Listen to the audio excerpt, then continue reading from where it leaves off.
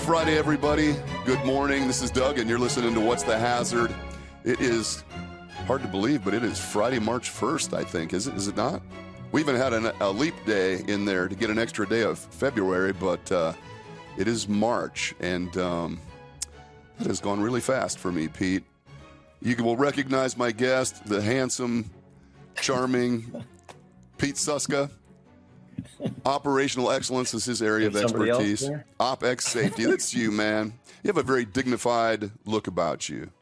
Really? Yeah, you're very together, very dignified, professional looking. I know that when we stood on stage together, there was this real contrast because I think I had like an untucked T-shirt, and you always look together, very professional. Yeah, you're in much better shape than I am too. So I'm not sure that's true either. Turn this around a little bit, but we're going to talk about that a little bit. So okay. Pete Susca is my guest.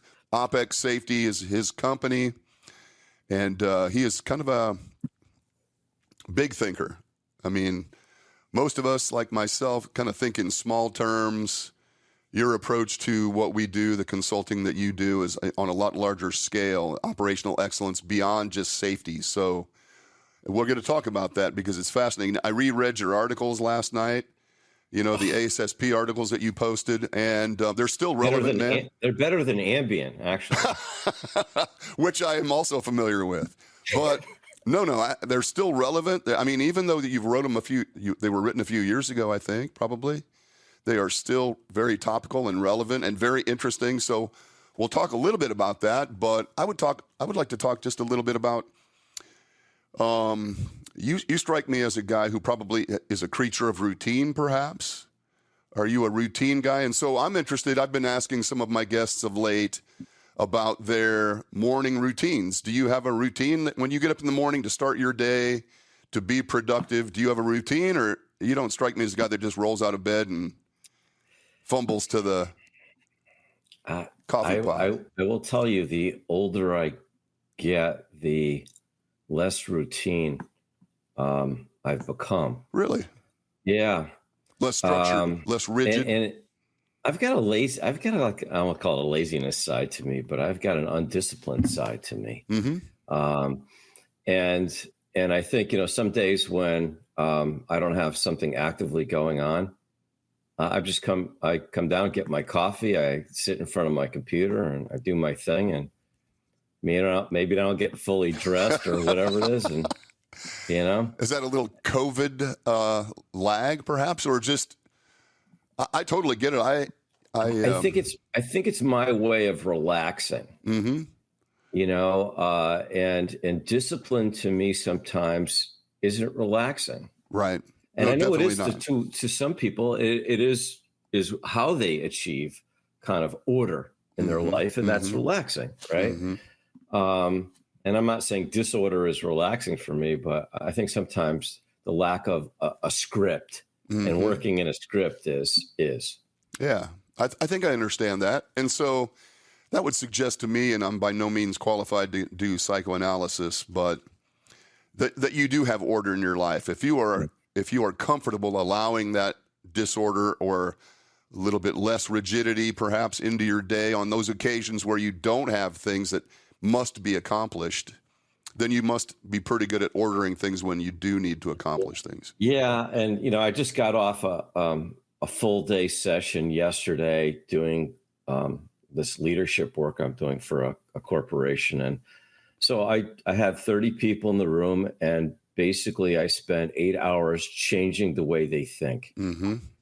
And it's tiring. I'll bet it is. Yeah. And this is done virtually, or are you in the room? No, in person. You were in the Oh, very good. Yeah. Much better. Much better. Oh, it's just, Doug, I absolutely love it. And I love it from the perspective that I am learning probably as much as these folks are every time I get in front of people, because I hear better stories, I hear nuances, I hear all kinds of things that just kind of add to my ability to frame an issue or a subject or whatever it is. And, right. And I love the human dynamic. I really do. Absolutely. I do too. And I completely agree with you about the opportunity to learn while you are imparting some information. you are certainly learning and gaining and yeah, just that breadth of experience that you can refer to. Next time you do that class, you can incorporate some of those things that you talked about with that group. So so this is interesting because I just passed your name and contact information to a friend of mine here in town who is putting together an annual conference for his company. Every year they do a big annual conference, safety, health, environmental, management, leadership, all of those things. They bring their C-suite folks. They bring a lot of their leadership from around the country. And he's like, do you know anybody that would be a good fit for this? I said, I absolutely do. And I sent him your contact information. I think he will reach out to you, but he will listen to this at some point. So talk a little bit about that leadership course that you do. I think this would be very interesting to his group. Yeah, when I stand up there and I tell people, I said that I know this may have been advertised as training, but it's not. And at the end of it, you're going to agree. This is a workshop. This is a transformative, I know it sounds a little weird, transformative session where I'm going to take you from thinking and looking at the world that you operate in one way in 8 hours to seeing it completely differently. Mm-hmm. And you do that in an incremental way. And there's an order to those steps of bringing somebody up the hill or down the hill or whatever it is.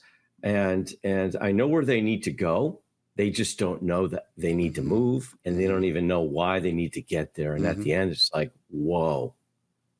And I've got these table groups of, I've got 4 plant teams, let's say, in the room. Okay, 4 different plants. I got the plant manager, I've got the finance person, engineering person, quality, all of the functional leads, direct reports, and some first line supervisors. And I'm watching them evolve. And they're all at different places. All these plants are at different places, right? And they're all moving. And I'll say to them, look, though this is EH&S focused, I don't want the EHS people making decisions at your table because this is going to be so simple that you all are going to be able to do this 80% without the EHS people there. Mm-hmm. Nice. And which is what we want ultimately. So let's get back to that. So ultimately as you said, you are probably are you typically brought in by EHS people to do this EHS training as you described it? But then it becomes much more than that, obviously, because when you talk about operational excellence, I mean, this is beyond just, the compartmentalized safety, quality, reliability folks and their own little view on the world. You're trying to give them a much bigger picture of things. Is that the case?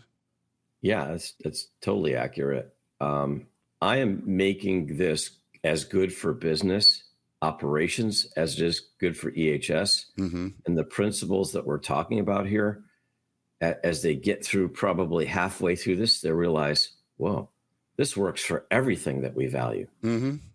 He's not just talking about EH&S and EHS stuff. He's leading us through EHS and the principles, and primarily safety, that, I use safety as just an indicator of operational health because it's the most visual, easiest thing to see as a symptom at any time. And behind safety is always, if you've got excessive risk, you've always got challenging decision-making in your organization. And you really need to figure that out, not the safety stuff. Okay.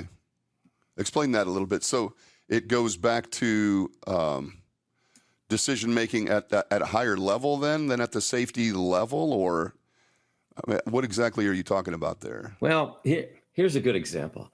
I had a lady come up to me afterwards, and she said, she was an EHS person in this session, and she said, I've got my workers complaining about, when I tell them to wear safety glasses, they're complaining to me that I'm harassing them.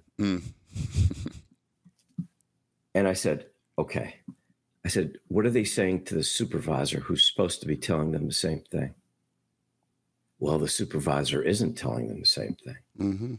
I said, there's your problem. I said, now I'm going to tell you something. The supervisor isn't leaning on them for other things too. This is not just safety glasses. Gotcha. Let's go back and let's figure out what's going on with supervision. Okay. And why they're not able to balance and make the right decisions for their people, related to our value set, related to our organizational expectations. There's a shortcoming there. And it's bigger than safety, and it's bigger than safety glasses. Right. And I haven't even been in your plant. I'm going to tell you that right now. Okay. And it may be coming from the leader. Or, you know, a lot of supervisors get trained by their workers.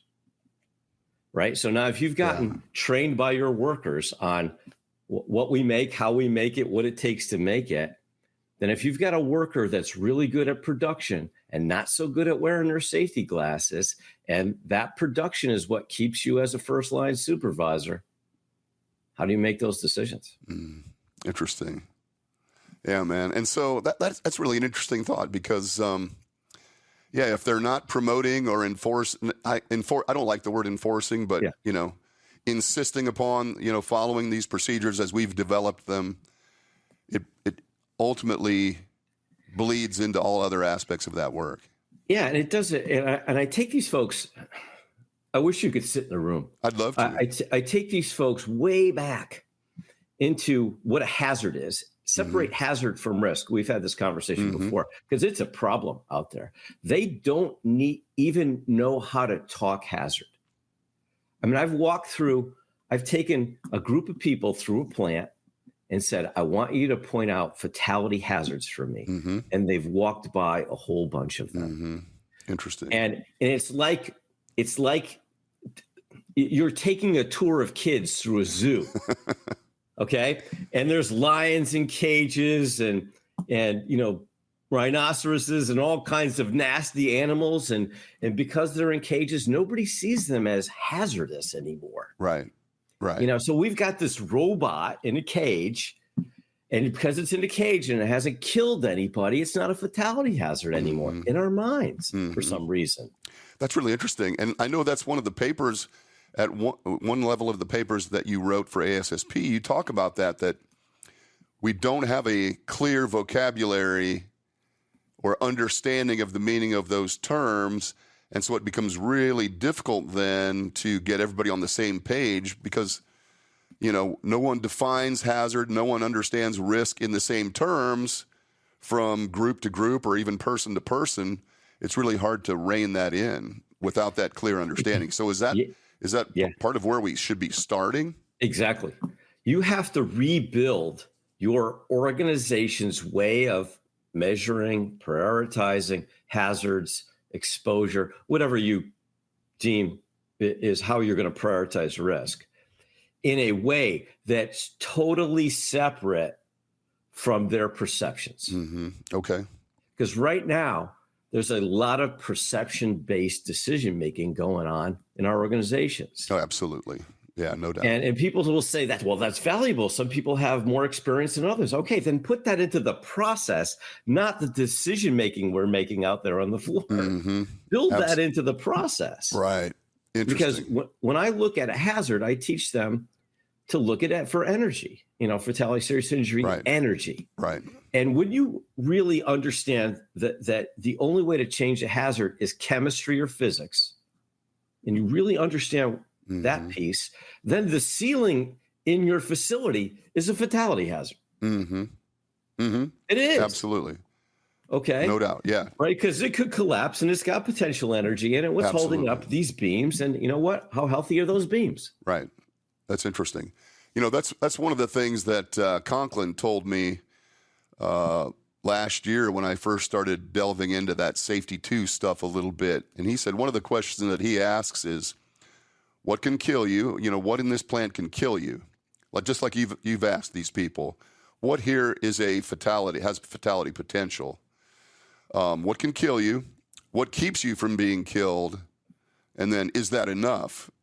You know, I mean, like you said, I mean, The only thing that's keeping me from being crushed by this overhead ceiling were these beams that were set in place in the 30s or 40s, perhaps. And is that sufficient? Do we have any idea if that's? I mean, it really requires a little bit more thought, a little bit more analysis, probably. It does. I was in a paper facility a few years ago, and they had like a 3-story operation, and in the top story, they made this emulsion with paper and water, and it is a really old plant. The water was running down the stairs, down the floor, right? This is a concrete facility. It's hundreds of years old. The beams are rotted out. The concrete's spalling. And you know what they're doing? They're bringing an engineer every time a piece of concrete falls off to see if the system is, if the building is safe or whatever it is. Is that the one? Time out. Right. This building was not made to be a waterfall. Right. It is going to fail at some point. It is going to keep failing. Yeah. And what is it going to take for us to recognize that approach to managing risk is not sound? Right. Operationally either, because there's going to be a point where you're not going to be able to operate. Maybe that's when you stop. Yeah. Yeah. Ultimately, it sounds like that's the case for them. You know, when they are physically incapable of operating, that's when they stop. So it goes scary. Back to, how are we making these decisions? Mm-hmm.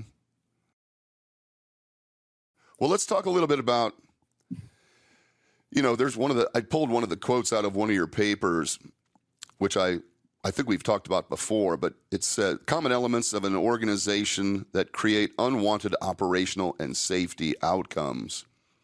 Do you see common elements? I mean, this is kind of what we've been talking about, but these are red flags that you pick up on when you do that initial interview with a company or when you're walking with a company?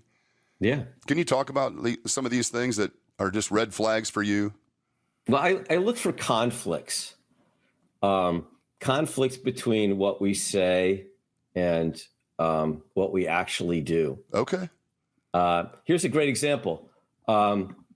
Is how many times have you been in a business operation that says it wants to be really good at safety, says it wants 0 injuries, has all kinds of safety programs and people, yet it's really not a people-friendly operation? Mm-hmm.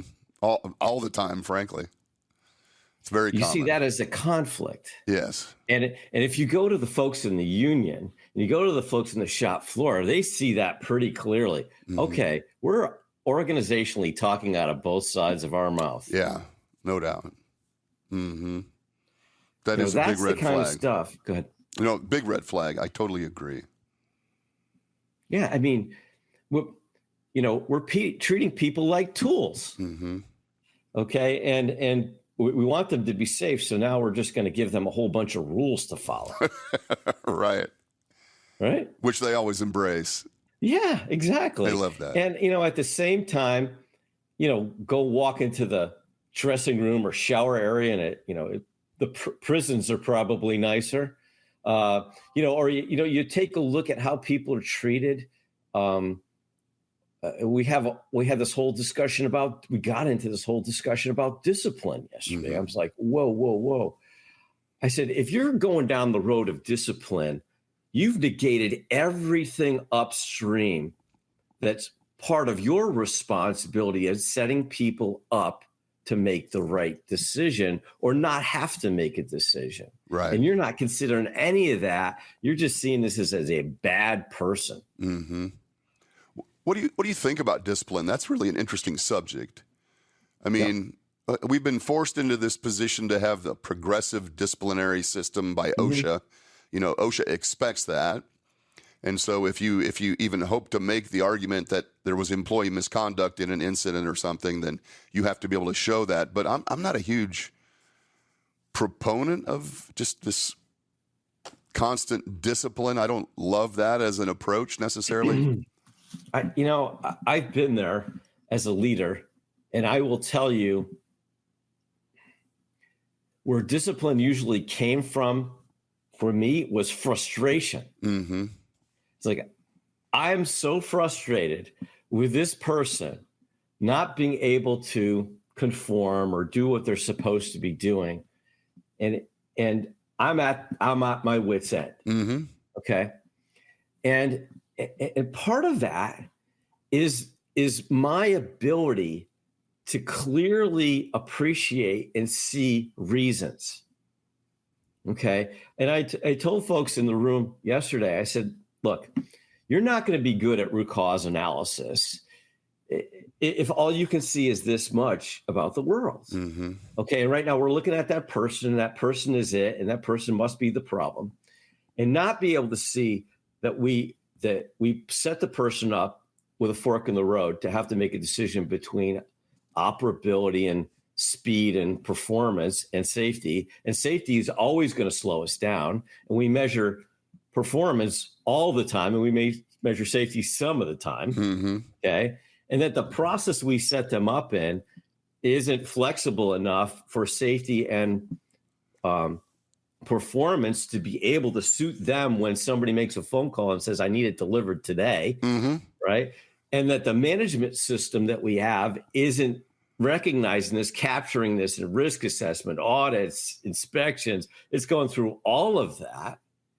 And then somebody sees the situation we're putting people in, and really doesn't see the situation we're putting people in, but sees their performance and says, hey, this person's a great performer, but we don't see how they perform. Right.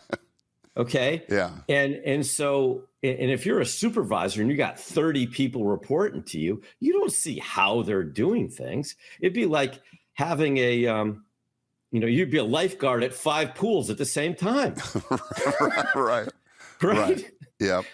Right. Well, what you can only respond to somebody screaming and yelling and running over there, right? Mm-hmm. You're not going to be able to see it coming down, right? So all of that stuff. That's really interesting. That's that efficiency thoroughness trade-off where I'm going to be as, when efficiency is being pushed, productivity is being pushed, I'm going to be productive, and there's going to be a sacrifice of some of that safety stuff oftentimes, I'll be as safe as I need to be, but I'm certainly not going to fill out all that crappy paperwork that you give me and all that other stuff.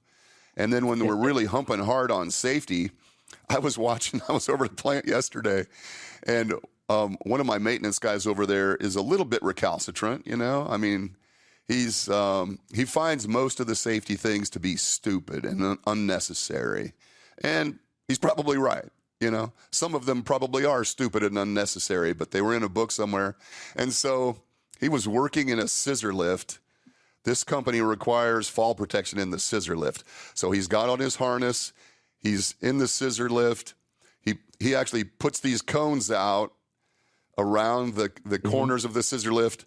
He gets into the scissor lift, connects, honks the horn repeatedly, and then moves the scissor lift about 5 feet, and then gets back down and moves the cones another 5 feet, and then moves 5 feet.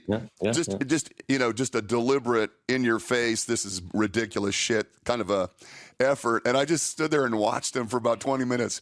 It was hilarious. And the whole time he's looking at the safety guy who's kind of watching him, just this horrible.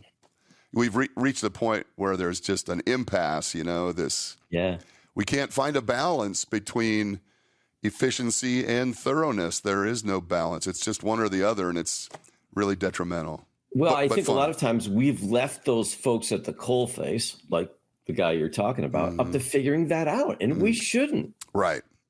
Like, we should be setting with them. We should be setting their work balance up for them and then protecting that balance. Oh, there you go. Right.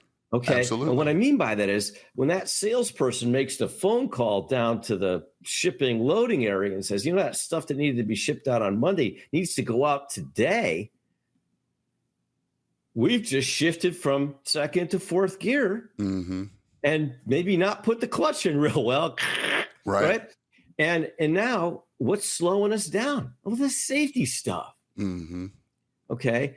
And so we haven't created the protection for these folks when change happens like that. And then what their, supervisors and what everybody's supposed to do when that happens. maybe just say no. Right. I love that description, man. Thank you for saying that, protecting them. That's exactly what we need to be doing. And the problem with operations, the challenge with operations folks is they got so many things to juggle. They're trying to make people happy too. Everybody's trying to make somebody else happy with results. And the latitude we have is now how we achieve the results. And that's where safety lives. And that's where ethics lives. And that's where quality lives. Right? Because you can make good quality not doing it the right way. Sure. You can make good safety if you're measuring lack of injuries, not doing it the right way. Undoubtedly, right? Yeah. And when I talk to these leaders, they realize, or I have them realize, they don't measure how. They measure what. Yeah. And I have this great exercise I put them through with this machine that's really not producing well. It's producing, but it has a lot of jams, it has a lot of scrap. People are in the machine, maintenance people are in the machine watching it run with it full bore. Okay. There's a 5-step, alternative control procedure to get in there for the operator. There's all this stuff. And then the bottom paragraph says the plant is able to meet its metrics. The HR has everything is fine. All of our results are good. Nobody's getting injured. Everything's wonderful. So when you read the bottom paragraph, which is the data that's going to the next level, I wouldn't even think about a problem being at this plant. And the executive, the folks that we had above the plant were like, oh my. I said, yeah. I said, you got a lot of this going on in your plants. You bet they do. Yeah. And these machines and equipment are good enough until they're not. And when are they not? When they just about kill somebody or just about injure somebody. Right. Or and maybe we start missing that production goal or whatever that is. And it's the same with a worker. So what is your question to them? Do I change this? Do I address this? Do I leave it? Is that what the exercise is? Well, the exercise is just awareness. Yeah. The exercise is they realize, oh my, we, the leadership team, are creating this scenario. We're allowing this. Right. Okay. And we're measuring it only when it fails. Fails to produce, fails to whatever. We have the injury that you just talked about. Yeah. Right. So we are not looking at the health of our processes. We're looking at the health of the outcomes. Yes. Interesting. Okay. Yeah, man. And now we can get down and look at process health or machine health or whatever it is. We'd realize, and if we looked at it from a safety perspective, from a uptime, from all that stuff, we'd realize, this ain't so great. I mean, here's the same organization that's got many millions of dollars put into a machine guarding program, right? A machine guarding assessment and control process. And I said to them, you know what you folks are going to do? You're going to guard machines that have no business being guarded. You got the money and you're going to spend it on guarding because it's an edict. And I said, you know what the most valuable part of that machine is going to be? The guard. Right. No doubt. I see that all the time. Yep.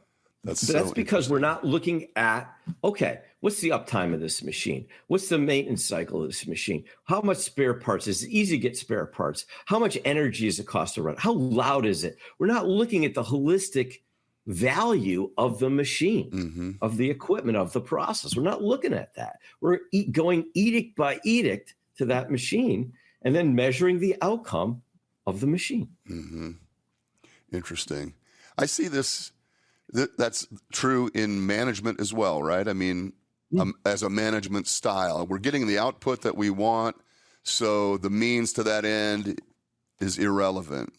And yet, you've got a disgruntled workforce, you've got unhappy employees, you've got a high turnover, you've got all of those things, but the guy that's cracking the whip gets product out the door. And I've gone round and round with this. I had that boss and everybody hated him and, but we were incredibly productive. And I thought, what a horrible person. And then, in retrospect, sometimes I think, well, the office was productive. I don't know what to think about that sometimes. I mean, ultimately, we would all like to, we would want all of those things to be good culturally and, operationally. We want all those things to be highly effective, but it can function in the absence of those things, right? I mean, are we just, we're just waiting for that collapse? Is that? Exactly. I mean, it goes down to people.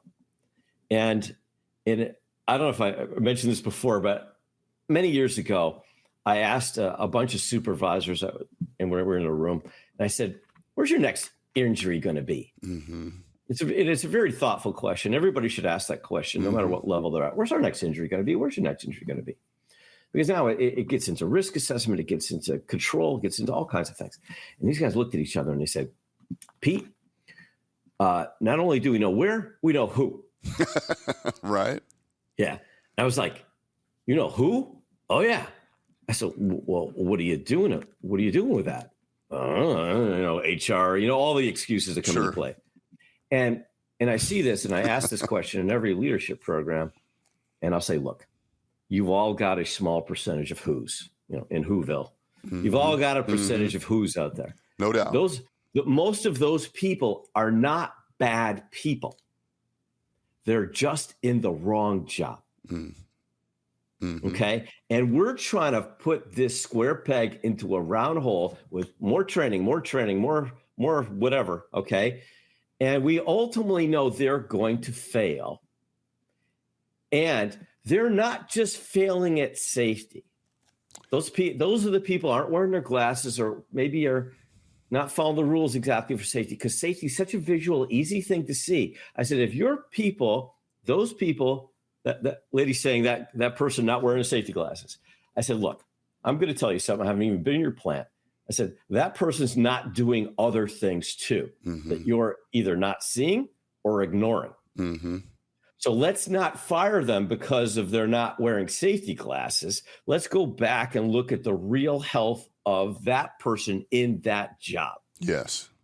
Shame on us for waiting for them to get hurt to now recognize they don't fit. They don't fit. Job. Wow, that's really shame on us. Yes, no doubt. And there's everywhere a lot I go, of organizations doing that. Absolutely, everywhere that I go, I think is doing that. And it's interesting that you mentioned that person, because that's one of the things that, when I say something about a safety-related concept or something, and they say, "Well, nobody's going to do that, Doug," and I was like, I take exception with that, because I think that person works here, or they're doing this job somewhere. One of your employees that you've hired, and like you've just described, you've put them in the wrong place, in a place where they're not going to be successful, and it's just a matter of time. But I've never qualified it by saying they're also doing other things. Oh yeah, incorrectly or incompletely, and that concept is really big. It is. It's not just and that the goes safety. Back to the supervisor protecting them, possibly, because, maybe this person doesn't wear their safety glasses, but they're really good at their job. Mm-hmm. So now, right. You heard that good employee. They're a good employee. Well, how do we measure good? Is it across all of our values, or just the production? Right. That's such an interesting concept, Pete. But this all fits together. It all fits together. You have run businesses. You've been the manager of facilities. When did this click for you? Has this always made sense to you, or did you have an aha moment at some point, or just evolved, or how did that happen for you? Yeah, it was an evolution. Thanks for asking. Yeah. Because I was I don't want to use a negative term here, but when I first started in safety, we all start kind of in the same place where somebody hands us, I started in 1989. What standard came out in 1999? Lockout, tagout. Lockout, tagout, right? Yeah. Okay. And I was a safety engineer. I had a short sleeve button down shirt, tie, clip on tie, pocket protector. Mm-hmm. And here you go, Pete, take this and make this real in our company. That was what I got. I got handed this CFR. Oh my. And I was like, okay, who do I need to talk with? Well, I need to talk to the maintenance guys. I need to, so I got these folks together and I said, okay, let's just understand what this expectation is. How are we going to do this? How are we going to make this work? And I guess through the fire service, I had a little knowledge of working with people and what Sure. it takes to make things work. Because I could have just put those sections of the standard into slides and fed them like a goose. Right. You know what I mean? Right. All this regulatory stuff. Yeah. But I was a realist. The fire service made me a realist. That's good. And that's what helped. Yeah. And then as I started to move through all that, I started to realize that some of the stuff that I was doing didn't make operational sense. It just didn't make any sense. I was writing stuff. It looked good to me, but those people out in the shop didn't look good to them. Mm-hmm. Why? Because they had 15 other things to do, or it didn't make sense, or they couldn't do it. And then I was, okay, well, why is that? And then I got connected to the corporate assurance audit process, which was a management system review. And I got connected with management systems. It was like angels were singing in my head. Oh, oh, wow. Yeah. Like, that's like, Newton looking through the telescope, seeing other worlds. I was like, oh my Lord, there are worlds outside of the earth. Yeah. And it expanded this universe for me that and then I realized I was a process thinking person, but I didn't get there until I saw what a process really was and how it should work. And it was like, it clicked with me. And then I went from, being in the management system world and people saying, well, management systems are it. And I said, I don't know. And there seems like a lot of things having negative implications on management systems, even though the management system's good. What are those things? And I started to look into that, which got me to this organizational stuff. Because I realized that you have the best management system in the world, and your organization will detonate it every single day by the business and operational decisions it makes and the culture that it has in terms of how it prioritizes things. Yeah. It's fascinating, man. So this was all bouncing around in your head. There was some, it wasn't clear because definitionally, like we've talked about earlier, we didn't really define those concepts. But once it clicked, you knew that was something that was already innate in you. Yeah. I mean, it made sense to you. Yeah. And it doesn't seem to make sense to everyone. Yeah. And I've got a 19-year-old kid in college, and I say to him all the time, his name is Jack. I said, Jack, Jack's a flat line. Jack doesn't have a passion in anything at this point. I mean, at least as a kid, I had a passion. I was fishing. I liked to fish and hunt. That was my passion. My father said, boy, if you could study this stuff like you study hunting magazines, you'd be a genius, I understand. But I had to get to a place where that passion could be aligned around something that I can make a living with. And it takes some people a long time to find it. But you got to go look. You got to stretch yourself. You got to put yourself in these situations where you're exposed to new things. Absolutely. And so with regard to management systems, and as you were describing, just, you can have a great management system, but as you said, blow it up every day based on the way you're decision making. Do you have pet peeves in that regard, or just pet peeves in general? I've been asking this question periodically. I think it's interesting because we all have pet peeves, and one of mine is the absence, and it seems so obvious once it's, definitionally, once we understand it, the lack of, it's a cliche term, but engagement of employees in the problem-solving process. I see these guys sitting at their desks trying to solve problems, in their dark cubicle solving problems, and all of the answers are out there, and I know, that's a fairly well understood concept, but I don't see it very much. I still see people trying to solve problems from their desk. That drives me crazy. And I'm like, the answers are here, man. We just got to go get them, I struggle with that a little bit. Yeah, and I think that comes from a historical management culture and a bigger than any company, but the way we were taught to manage is like, we're given a job, we're given a span of control, we're given a technical realm, we're given a authority, right? But but we're not told that those folks out there are actually critical, elemental to our success. We think we think success works through us having them do things. And that's you know what I mean? Yeah, that's great, man. I love that. And that's elemental of the difference of concept. And I learned a lot of that through the fire service. I mean, look, I was a lieutenant, I was a captain, I was a deputy chief, I was an assistant chief, I had all kinds of rank. Okay.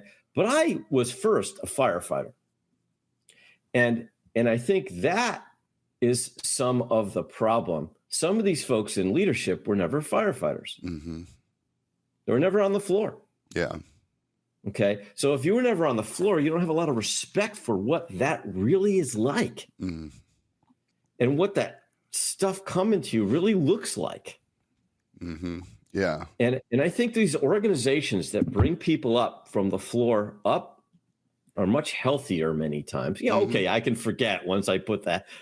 I get in the corner office, I can forget. But at least I was there. Right. To some degree, you know, through the way that we have promoted people, though, we're promoting that high performer oftentimes. At least that's what I saw in government service. You know, the highest performers got promoted, but they weren't necessarily, but then they weren't really equipped with, they understood what it took to do the job, and they were actually quite good at it, you know, to do the basics of the job, but they didn't always, you know, they weren't good at communicating that necessarily, or so there is some need to be able to translate that into you know, you can have empathy for the guy out on the floor because you've done that job. But if you were really good at it and he's not particularly good at it, or whatever that case might be, or, you know, whatever, it can be a challenge of sorts, I think. Yeah, I mean, if I look at it from an organizational perspective, how many organizations do you go in where we don't do a robust job of teaching supervisors how to be supervisors? Absolutely. That's everywhere that I go, it seems like. That's a huge problem. And that is, they're the lifeguard in the pool. Right. They're also the swimming instructor. Right, and they're the ones that are protecting those employees when they're being pulled in so many directions. Okay, you want a pet peeve? Yeah. I just ran into one yesterday. Okay. All right. So we say that we're interested, highly interested in employee safety, yet we've got one supervisor managing 45 people. How the heck does that work? No, really. And I asked him, if you've heard the term span of control. Yeah, sure. And our span is 1 to 45 or whatever. Yeah, right. 1 to 5. Yeah. And then I'll go to HR and I said, how do you look at span of control? I mean, because you're the lifeguard, if you will. That's your role, is to be the lifeguard of the human dynamic interface in the organization. Where do you stand up and say, that's too many people for one person to manage? Where's the line? Now, realizing that line is a little flexible, right? So I'll use the pool analogy. If everybody in the pool is an Olympic swimmer, okay, maybe I can manage more Olympic swimmers than I can, 5-year-old children in a pool. But I mean, how are we assessing that? How are we making that decision? Yeah. And you know what the decision is? How much we need to get done. Yeah, there you go. But I really love the comment about preparing and equipping these supervisors to be able to do what we're asking of them. I'm not even sure that's the right phrase. What would be desirable, to have them be able to do those things. Right. We don't do that very well. Yeah, the word accountability pops out a lot. Probably you hear it a lot too. Accountability. If you only could hold people accountable. Accountability is downstream. Upstream is role, responsibility, understanding how to deploy that responsibility and role, having the tools, having the support to do that. If that is all not in place, we can't hold people accountable. Right. Most definitely. That's exactly right. And usually when they say accountability, just like hazard and risk get conflated, responsibility and accountability can get conflated. Absolutely. Responsibility is way before accountability. Mm-hmm. And Yes. most of the time, that's the problem. Mm-hmm. I think so too. And those things are not generally clearly communicated or concisely communicated. You know, it's like the be safe, or, you know, okay, I'm in favor of that. What does that mean? Well, just be safe. You know, I mean, I don't think in the absence of defining those expectations, we have a right to be disappointed when they're not met. You know, I mean, because they're not well defined. They're not defined. Right. It's just, yeah, exactly. It's interesting, but I think that's very common. That's kind of a pet peeve of mine too, you know, that, and I've just actually come upon that as a pet peeve, but, you know, we're expecting something of people that we have not communicated to them oftentimes, you know. That's common sense. They should know that. Maybe. And it's the same dilemma with, we've talked about the 3 tiers of decision making, right? So if the first 2 tiers don't balance out the benefit and the risk, it has to get balanced out by the people at the coalface. So if we haven't put CapEx into making a process safe and operationally healthy, then we use OpX, which is rules, procedures, PPE, and training, you know, the lowest level of control. And then we find some way to make it safe with that. Mm-hmm. And then I said, okay, to folks, and this is HOP in HOP too. Mm-hmm. All right, so what does it take to make all that work 100% of the time?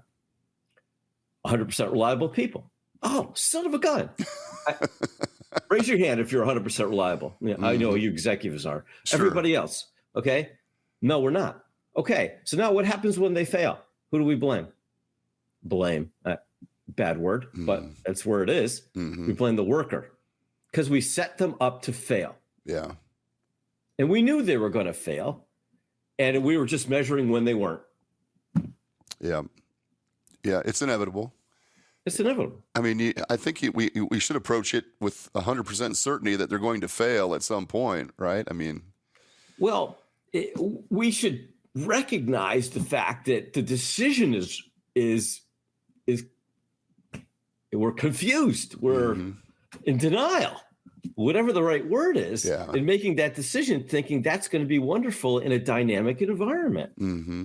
Like when that phone call comes down, that we need to put it out on today, not on Monday. Yeah. Okay. So I teach them, good example. I'm walking through a plant 3-4 months ago, plant manager. We walk out there, manufacturing plant, big hole in the floor. I mean, there was a process there. Mm-hmm. It was 6 feet deep. Okay. I said, what's that? He goes, that's a process that was moved to Mexico. I said, that's great. And they left you with a hole? He goes, yep. I said, there was no CapEx in the process to do that. He said, oh yeah, there was, but it wasn't spent on filling the hole. I said, this guardrail around here? I said, you had to buy that? Oh, yeah. I said, what were they thinking? You're going to make this into a pool? I said, I mean, what is it now? It's unused and can't be used operational space. It doesn't make any sense. Right. And it's inevitably going to be a problem at some point. Well, it's a fatality hazard. Yeah, it's definitely a hazard. Yeah. They left you with a fatality hazard. That was... Yeah, but it's cheaper in Mexico, so. And everybody in the room, and I use this as an example, yesterday, everybody laughed. Yeah. And when people laughed, it's like, yep. They laugh because it's familiar. Yeah, because it's we see that too. Yeah. So how does the course conclude? At the end of the 8 hours, you start to see the lights going on, the light bulbs starting to go on, and they're moving in. What is the next step for them? How do they gain some inertia here? Yeah. What do they do? The light bulb analogy is a good one because I'm tracking lumens. Mm-hmm. Right. I'm tracking brightness as I go through the day because it's a cumulative process of making that light brighter and brighter and brighter. Mm-hmm. So at the end, now that I think they're bright enough, I give them a scenario, and this scenario is a photo of a loading dock area that is just out of control. Material is stacked up, forklifts, 4 or 5 forklifts traveling in the tight spaces. You know, you can see like there's a lot of going on here, right? And I track them. So my relationship diagram that they've learned goes from incidents backwards, goes from incidents to excessive risk to process and process health to management system health to health of organizational decision making. And now I say, all right, we're going to start at excessive risk. What I want you to do, and I've given them this way to measure risk. I want you to find the excessive risk. I want you to identify the processes in play and where they're not healthy. I want you to identify the elements of the management system that allow this to be the case in this organization, that didn't flag it, didn't stop it, right? And I want you to identify the business benefit, the reason why this decision was okay to someone and is okay. What's behind this? Who made this decision? Who do you think made this decision? Why do you think this is okay? That's a great question. Because I think we in the EHS profession or HSE profession need to realize behind every risk is a benefit. And we don't see benefit. We don't talk benefit. Right. Benefit to us is less risk. No, there is pure benefit outside of risk that we have to recognize. Okay. And they go back and they do a great job of going all the way back. And then they get into this, wonder what time of month it was, right? Because we had this product that had to go from WIP, which is work in progress, to shipped, to finished goods. And that shows up on somebody's radar screen above the plant. So how much finished goods you have a month is something that the plant gets tracked on and the plant manager gets tracked on. So heaven forbid I'm red in finished goods. So now if I move these pallets from the work area to the loading dock, that is the trigger to go on the spreadsheet from WIP to finished goods. So there's a benefit to this stuff there. So now, why is it there? Why isn't it somewhere else that's safer, more accessible? We don't have another place. Well, we could have rented a warehouse. We could have done, no, that's cost. Now we have a cost limitation in our, right? So you can see the conversation going on, why this seems to be logical. The business reason behind this, and that is the powerful piece when they realize, oh my, we're doing this all the time. Everywhere, all the time. That's really an interesting concept, that there is a benefit behind every risk. That makes perfect sense. We don't, as you said, those of us that are trained specifically in the HSE world typically don't see that. But it goes back to something that you said in the very first paper that you wrote in that series of articles. As safety and health people, we have a duty to learn the business beyond just safety and health. So that you see those things, recognize them, and even perhaps understand how we allowed that to happen. And I'm sure that would be empowering when you go and address that issue with the decision makers, right? Understanding why and how those things occur. And at the end of this thing, I said, wow, now you realize how this all works, right? So now when you see symptoms in the plant, where to go back and look for the reasons behind them and how we're making decisions and all of that. Now we're not blaming people anymore. We're now taking some responsibility for our decisions and whether they're balanced or not. And we're going out in the plants and looking at the results of those decisions operationally, not just on our spreadsheets. Okay. And you can see what happens here is even though we have EHS people at these tables, they're saying to themselves, wow, these people now have the ability to make these decisions and I don't have to chase problems. They know where it's going. Now I feel like I'm part of the team and they understand where I fit. It's fantastic. Brilliant. So it really is. So would you rate yesterday as a pretty successful interaction? look, I don't do the rating, they do. And they'll say to me, oh my. To a person. Awesome. I had a salesperson. That's the response you're looking for, right? Yeah. Well, it's usually from the folks that don't think they need to be there in the first place. Right. Right. You have all those folks, right? Right. So the salesperson comes to the session. You can see the puss on their face. Like, oh yeah. Teach me something. You're wasting my time. Right. Yeah. And at the end of the class, he's the first person to raise his hand. He said, look, I got to tell you, okay, I came here thinking, why am I wasting my time with this? And you know what? This was brilliant.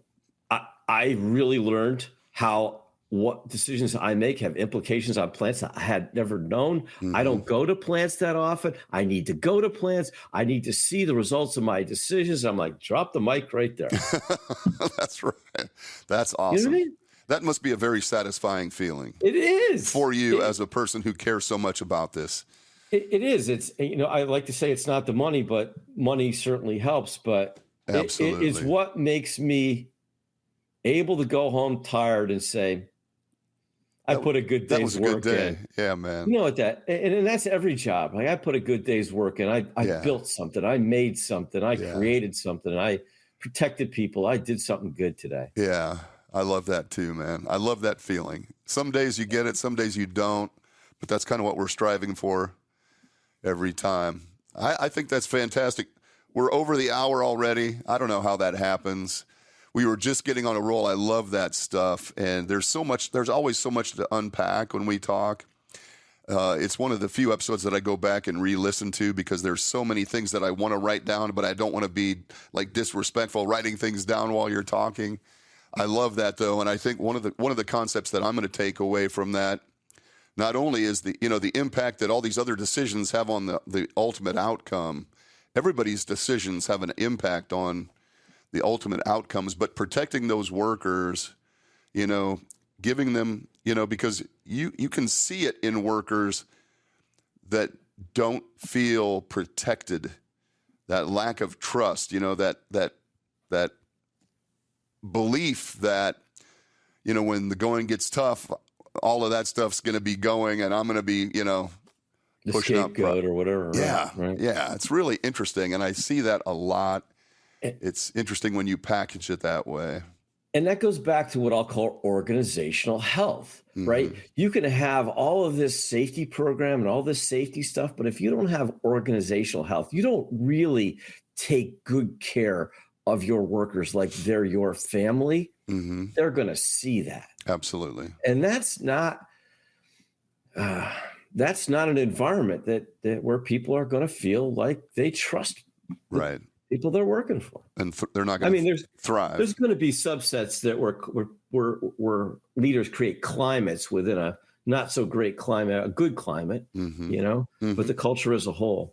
Yeah, it's fantastic. What do you got going on this weekend, man? Anything fun?